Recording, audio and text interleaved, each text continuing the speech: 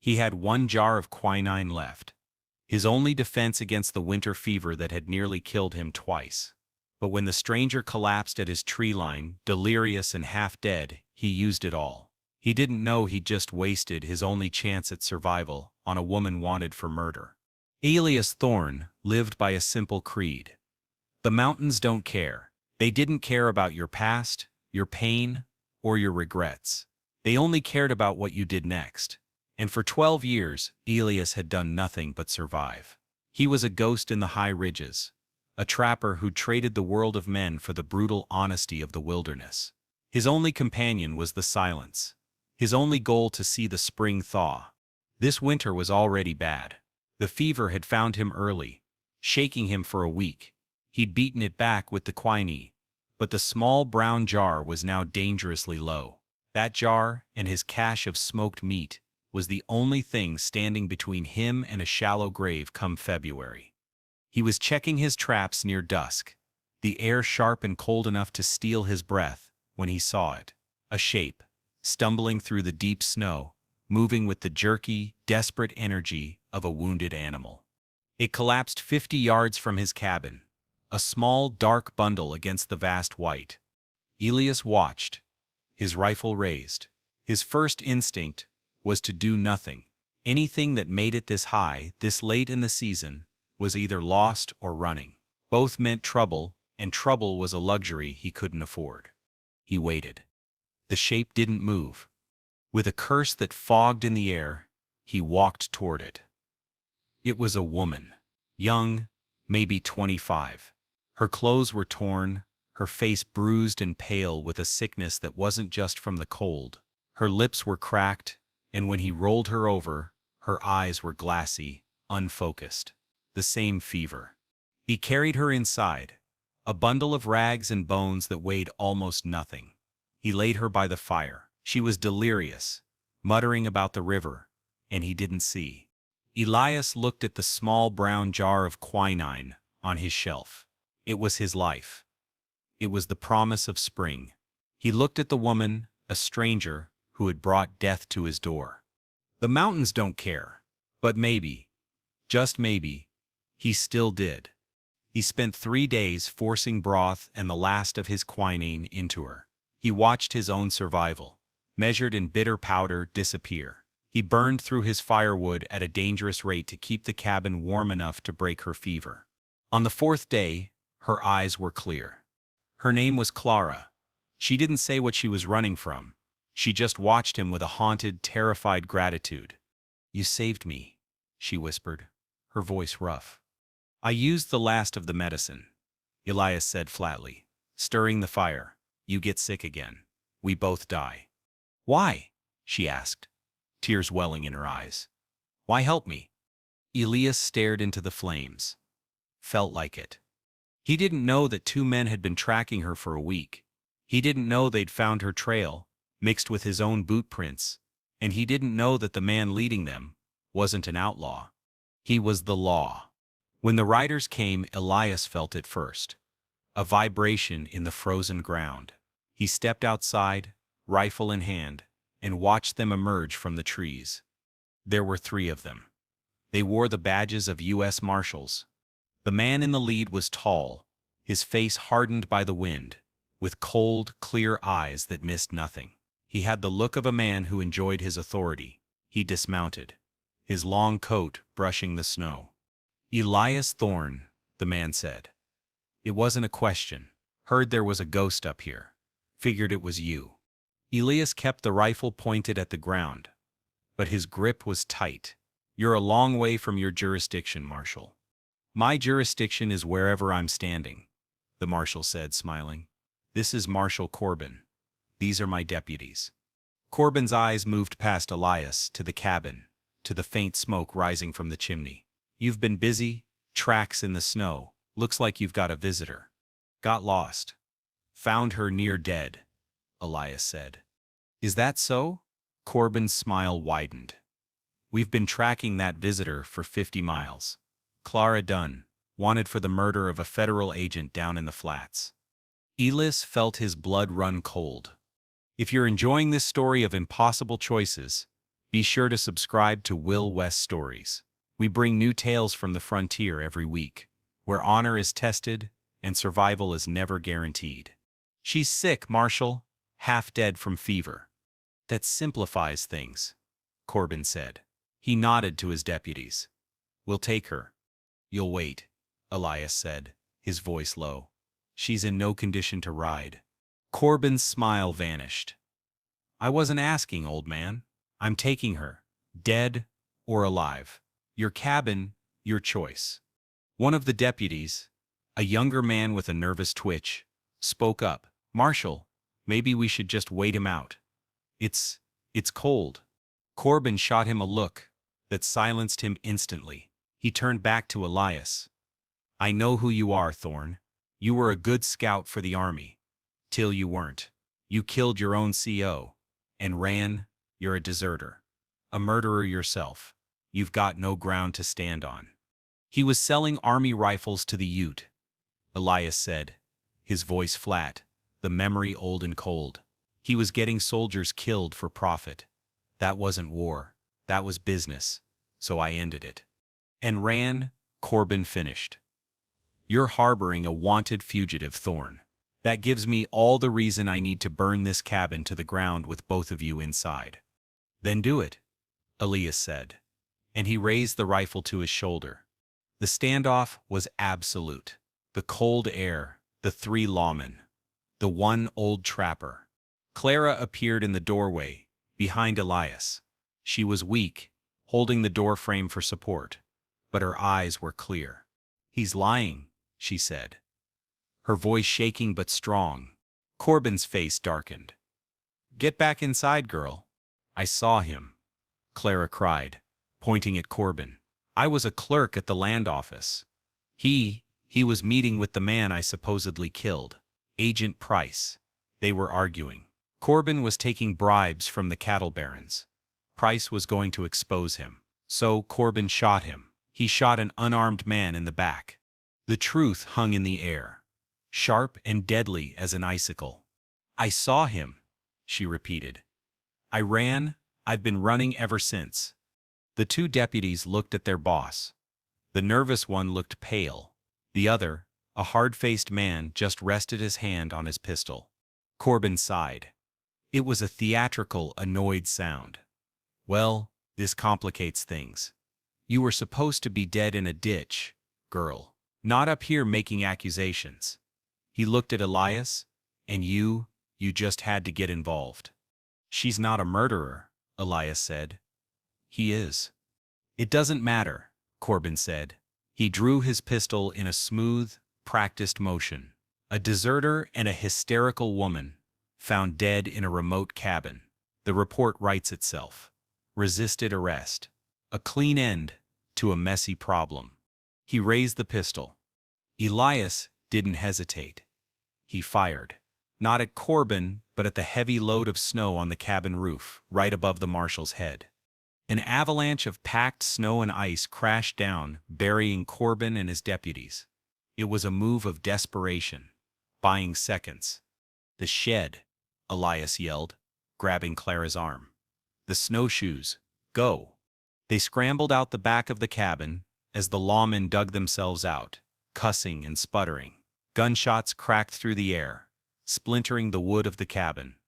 Elias grabbed his emergency pack, a blanket, a hatchet, and a small bag of dried meat he'd kept separate.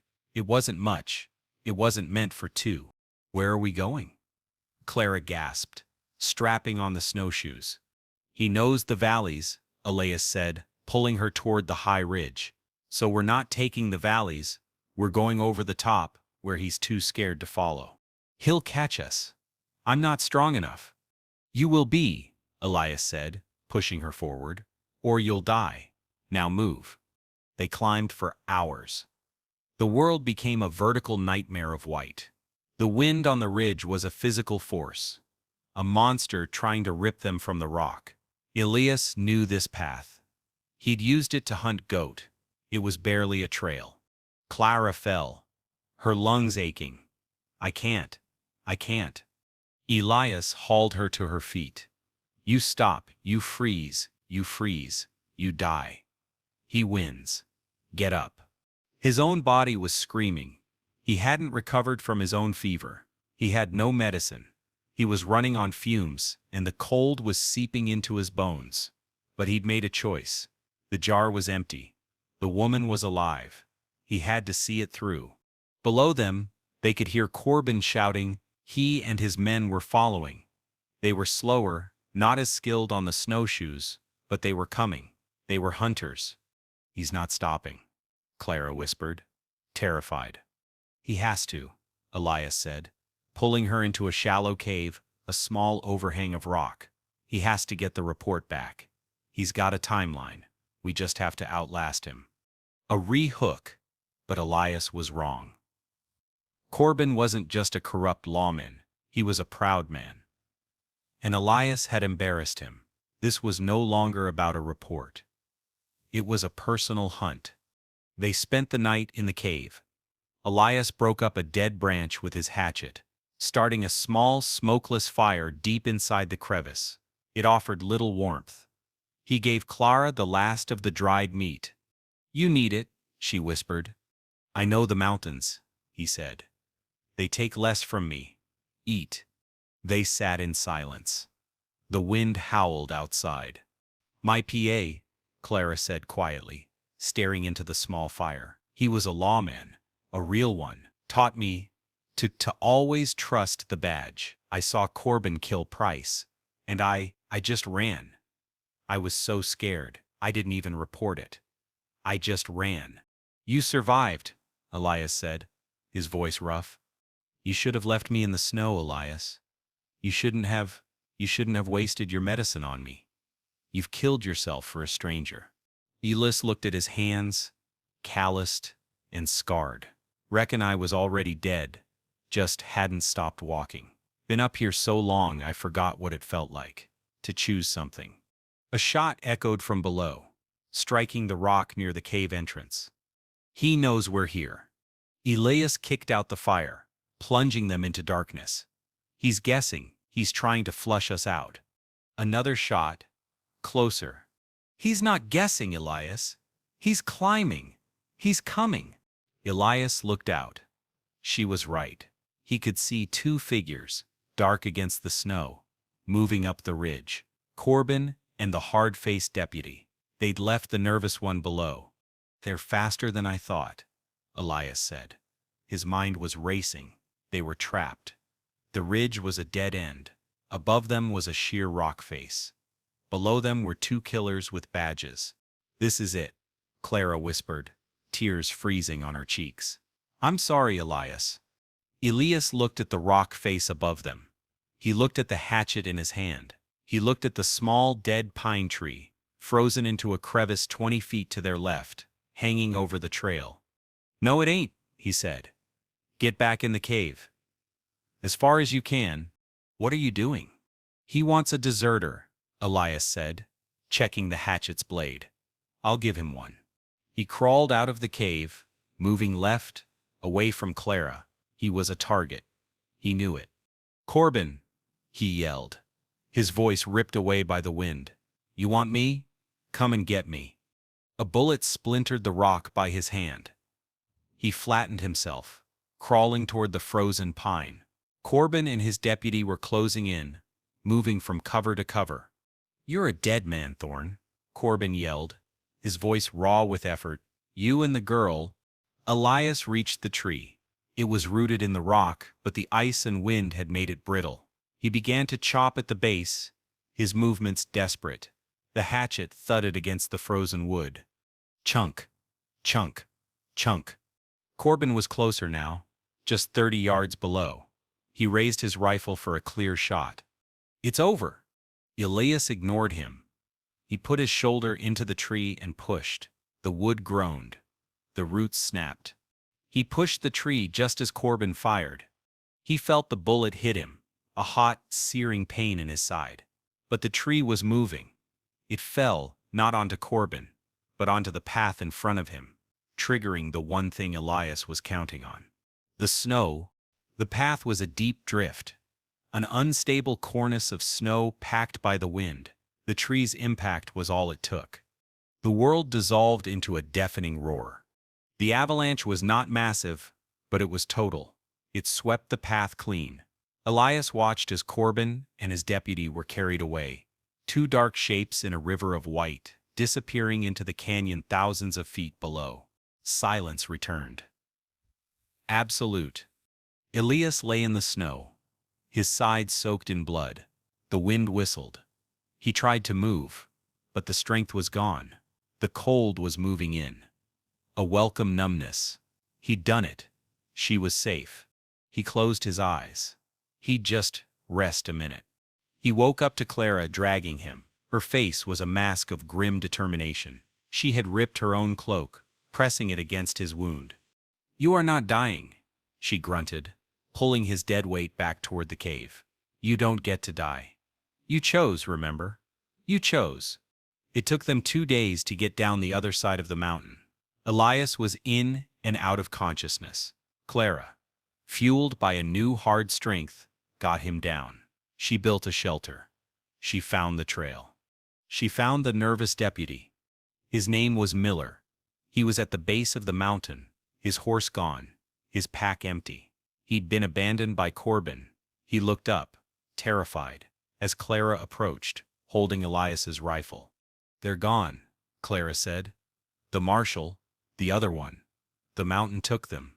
Miller's relief was so total, he almost collapsed. "You're a witness," Clara said, her voice as cold as the wind. "You're going to ride back to Cheyenne. You're going to tell them what really happened to Agent Price. You're going to tell them Marshal Corbin was corrupt." Or, she chambered around. "I'll tell them I found 3 bodies on the mountain." Miller nodded, his eyes wide. "I'll tell them, I swear. I'll tell the truth." Clara watched him go. Then she turned back to Elias. He recovered. Slowly. The mountains had tried to take him, but for the first time, someone had pulled him back. Spring came. The snow melted. Clara stayed. She helped Elias reset his traps. She learned the silence. The cabin was no longer a tomb. It was a home. One day, a rider came up the valley. Not a lawman, a post rider. He carried a letter. It was for Clara Dunn. All charges dropped. Deputy Miller had testified. The corruption scandal in Cheyenne was the talk of the territory. Clara read the letter, then handed it to Elias. "You're free," he said. "You can go back." She looked at the letter, then at the old trapper. She looked at the high ridges, green and alive with new life. "I am back," she said. Elias Thorne looked at the mountains. They were no longer empty. They were no longer a place to die. He had given away his last jar of medicine, his only hope for survival, to a stranger. And in return, she had given him the one thing he'd forgotten how to ask for: a life.